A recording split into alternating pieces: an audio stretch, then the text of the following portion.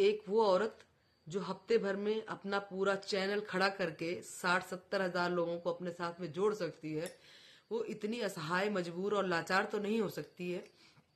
फिर पता नहीं क्यों कि उसको अपना सेल्फ रिस्पेक्ट प्यारा ही नहीं है। ठीक है, हम इंडियन हैं, हमको हर चीज में अपना पति अपना पति अपना पति दिखाई पड़ता है। लेकिन अगर वो पति आप में बिल्कुल भी इंटरेस्टेड नहीं है या आपकी बिल्कुल इज्जत की धज्जियां उड़ा रहा है, तो उसको लेकर आप कुछ भी मत बोलें। उस समय शांति से अपने घर में बैठे। और मैंने पिछली वीडियो में जैसे आपको बताया कि ऑफ कैमरा आप बात करें, लेकिन ये सोशल मीडिया पर आप बेचारी बनने का जो है मत दिखाएं। जैसा कि अभी आपकी ननद का वीडियो सामने आया है, जो कि अभी सोशल मीडिया पे हाईलाइट नहीं थी, वो अभी निकल के टॉपिक फिर से आ रहा है, क्योंकि वो वेट कर रही थी कहीं ना कहीं कि हमारी फैमिली वाले कुछ हमारे लिए स्टैंड लें, क्योंकि उसको गलत गलत कमेंट जा रहे थे। तो उसने अब जाके इतना कुछ होने के बाद में भी उसने भी वीडियो डाली है, और उसने वीडियो डाली है और एक नया टॉपिक उसने खोल कर रख दिया है।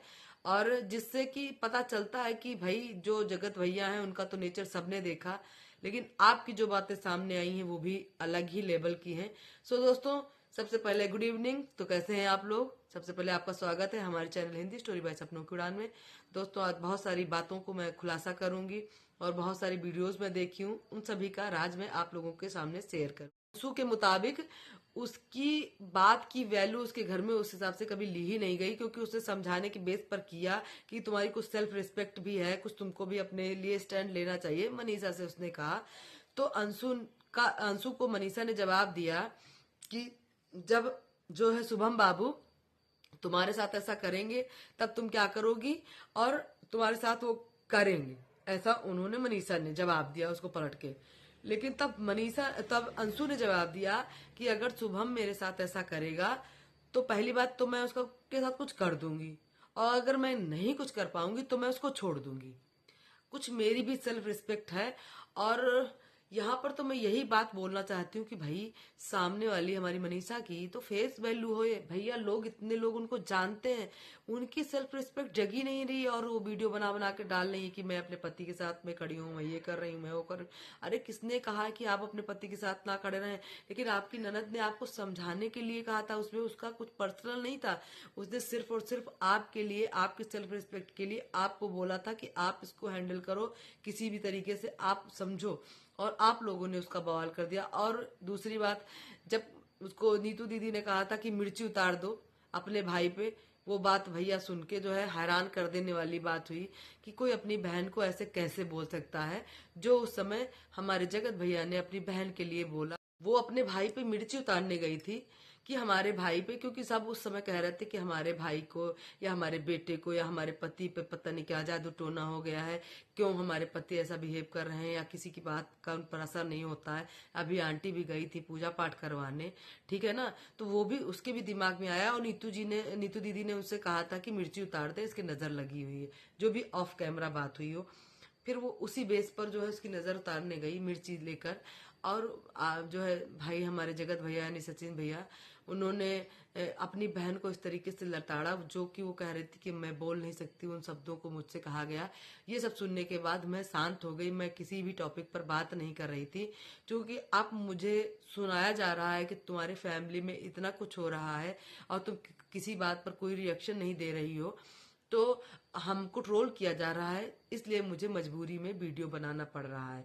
वो सामने आई। इधर पूजा ने भी बहुत सारी चीजों का खुलासा किया है कि मैंने अंशु से पहले ही बोला था कि मैं मनीषा भाभी से क्लियर करूंगी, अन्यथा ये मेरे दिमाग में पूरी बात रह जाएगी। और उसने क्लियर करके कहा था कि ठीक है तुम पूछो। तभी मैंने मनीषा से पूछा और मनीषा ने उस बात का जो है वो किया, अपनी सफाई दी। और वो बात अंशु को भी पता थी, फिर पता नहीं क्यों ये बात सामने लाई गई। तो ये परिवार बहुत ही विचित्र है, कुछ समझ में नहीं आ रहा कि इंसान क्या कहना चाहता क्या नहीं कहना चाहता।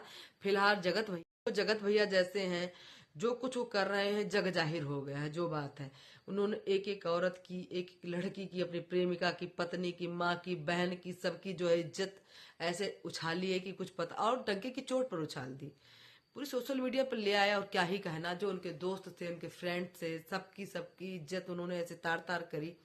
और आज उन्होंने जो मनीषा के बारे में जो बात आई निकलकर, उसकी उम्मीद हम लोगों को नहीं थी, क्योंकि उसका भोला चेहरा, उसका मासूम सा फेस, कहीं ना कहीं हम लोगों को बात हजम नहीं हुई। लेकिन उस लड़की ने जब बात रखी कि मेरी भाभी ने रोटी के लिए भी कहा, मतलब घर में खाने के लिए भी कहा कि ये लोग रोटी तोड़ने के लिए पड़ी रहते हैं, तो ऐसा चीज जो है बिल्कुल भी सुनने में अच्छा नहीं लगा। और हम लोग उम्मीद भी नहीं करते थे कि मनीषा ऐसा कुछ करेगी।